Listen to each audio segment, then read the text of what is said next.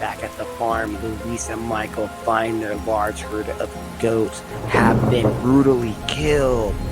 The two start a bonfire to dispose of the numerous animal carcasses. That night, Michael is approached in the barn by an apparition of his new mother, singing, "Every trials have temptations. Is there trouble everywhere?" He says this is not real as she slowly walks towards him. Then she disappears right as soon as she gets to him. He has his knife in his hand, and then she appears behind him and scares him, and he falls on his back, and the knife just misses his throat. Michael now walks back into the house, where he heads straight to his room, and he sits on the edge of his bed holding his knife and looking at Luis's room. Later that night, Luis is lying in bed beside her father. The demon crawls on the bed and starts to take the father's breath away. As she is lying there petrified, the demon is growling. She turns and her father is gone, and she looks up and she witnesses her father levitating against the ceiling, and he reaches out towards her with one hand and says, "Run away!" And she wakes up in the morning and her father is laying next to her. Sunday. Luis now calls out for Michael, and then she goes into his room, but he is gone. Knocking comes from the front door, and it startles Luis, and she screams a little bit, "Hello," from a young girl. And as she opens up the door, she says, "I heard screaming." She's like, "No, it's okay. I don't know if you remember me, but I am Charlie's granddaughter. I was little when we met. We've been trying to call you, but there's no answer." "Yeah, it's because we unplugged the phone.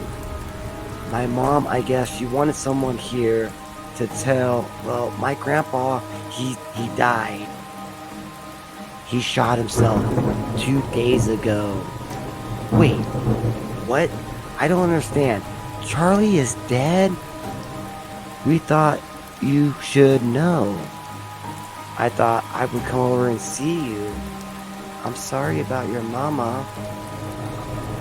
You should come inside. Do you need help, Luis? I have to check on my dad. Come. I'm glad someone is here. Good morning." "Well, just do you smell him?" "I bet you do. I smell him too. He's close now. He is rotting."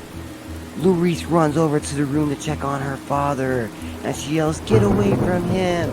Get out!" And she runs back to the front door, and she is gone. But all of a sudden, she appears behind her and says, "He's rotting! All alone, all alone, all alone. Little girl!" And now Luis is curled up into a ball, and she is crying on the floor. She looks up and nobody is there. And as she looks out the front door to nothing, she shuts it. She is now calling Michael, but she is only getting his voicemail, and she is saying, "We need to get Dad out of here."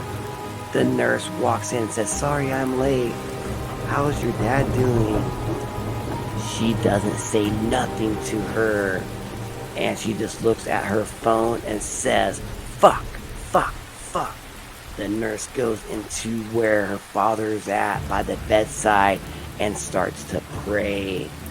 Luis now plugs in the landline to the back of the phone to call Michael from, and this time he answers it. "I'm sorry. Where are you? I woke up and you were gone. I think something happened to Charlie. Where are you?" "I'm driving. Drove all night. I wasn't gonna stay there anymore." No, you didn't just really leave me here. Tell me you didn't just. Why did you? Why didn't you come and talk to me? I knew you would say no. You left me. I love Becky and I love my 2 little girls. But I'm still here. They're my life. Why? We can save him. He is gone, and you need to save yourself. And now the nurse is sewing a blanket, and she hears all this. And a spider crawls across her face. Moments later, the nurse is possessed by the entity, and she begins stabbing herself with a pair of sewing needles.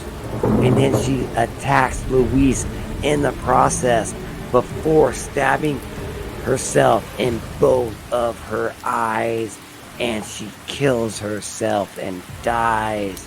And you hear a voice saying, I am always here.